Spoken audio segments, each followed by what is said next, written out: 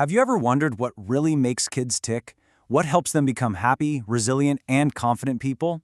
Today, we're going to dive into the science of what helps children truly thrive. We're looking at a simple but really powerful framework that might just change how you think about your role as a parent or caregiver.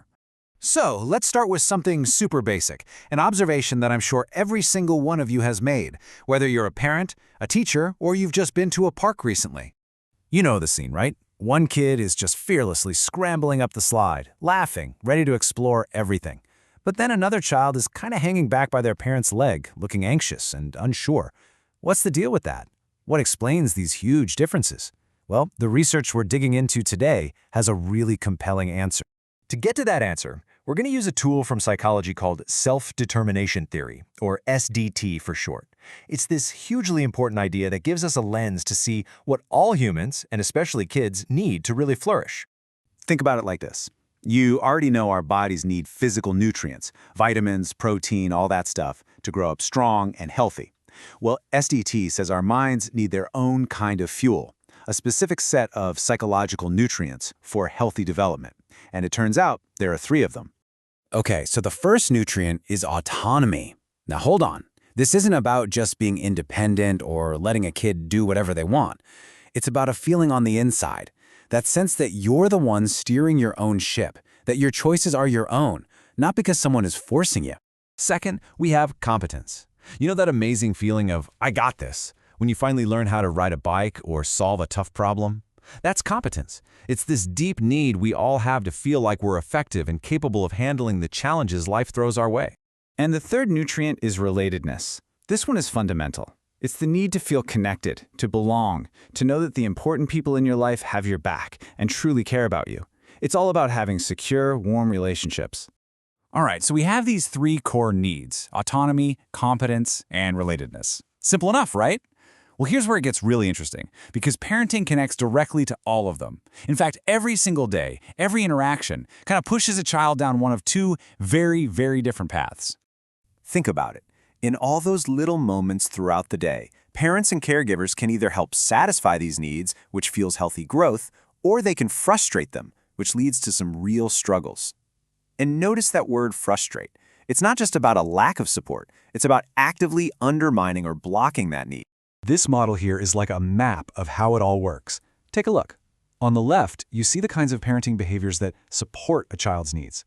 Way over on the right, you see the behaviors that thwart them, that actively block them.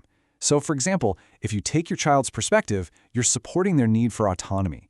But if you're overly controlling, you're thwarting it.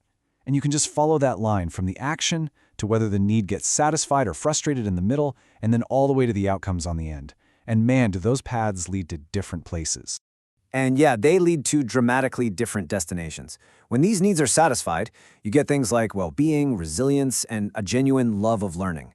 But when those needs are frustrated, well, that's a direct path to stress, problems with others, and even a higher risk for mental health issues. The stakes are just incredibly high. So, if the goal is to satisfy these needs, how on earth do we actually do it? Let's get super practical and break down what this looks like day to day for each of these 3 needs. We'll kick things off with relatedness. This is really the foundation of everything. It's all about building that feeling of connection, safety, and belonging. It's making your child feel seen, loved, and secure. So how do you do it? Well, the research points to some really concrete things. Just being warm and affectionate, a hug, a kind word. Being mentally present, not just in the same room, but actually tuning into them. Responding with comfort when they're upset so they know you're a safe place to land. And honestly, just having fun together, building those positive memories. Next up is competence, and the way parents can support this need is by providing something called structure. Now, don't let that word scare you. This isn't about being super rigid or strict. It's about creating a clear and predictable world where a child can learn and grow and feel effective. Providing structure means things like having clear guidelines so kids know what to expect. It's about finding that sweet spot of helping them, not doing it for them, but not leaving them to fail either. It's creating challenges that are just right, not too easy, not too hard. And this one is huge, giving feedback that focuses on their effort and their process. Like, wow, you worked so hard on that, instead of just, you're so smart. And finally, we get to autonomy support. The research we're looking at calls this the most central idea in the whole framework. This is all about nurturing that inner sense of choice and ownership we talked about. So what does this actually look like? Well, it means really listening to your child's point of view, even if you disagree. It's offering choices whenever you can. When you do have to set a rule, you explain why it's important. And it's about the language you use, shifting from demanding things with "you must" to inviting them with "hey, how about you try?" Now, this is a really important point. Autonomy support does not mean being permissive or having no rules. Not at all. You can and you absolutely should combine it with that structure we just talked about. The big difference is explaining why a rule matters versus just forcing them to comply. Okay, so as we start to wrap this up, let's zero in on the single most important idea to take away from all of this. This quote from the research paper really gets to the heart of it.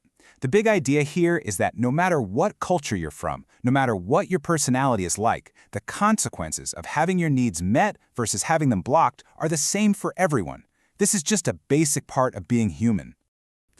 So at the end of the day, it all boils down to your child's inner world. A parent might think they're being supportive, but what really matters is this. Does the child feel like they have a choice? Do they feel capable? Do they feel connected? That internal feeling is what drives everything. And that leaves us with a final question to think about. This isn't about being a perfect parent, because let's be real, that doesn't exist. It's about being an intentional one. So think about all those small, everyday moments. A chat in the car, helping with homework, setting a bedtime. In those moments, how can you tweak what you do to deliver a little dose of autonomy, competence, or relatedness? Because that right there is where the magic really happens.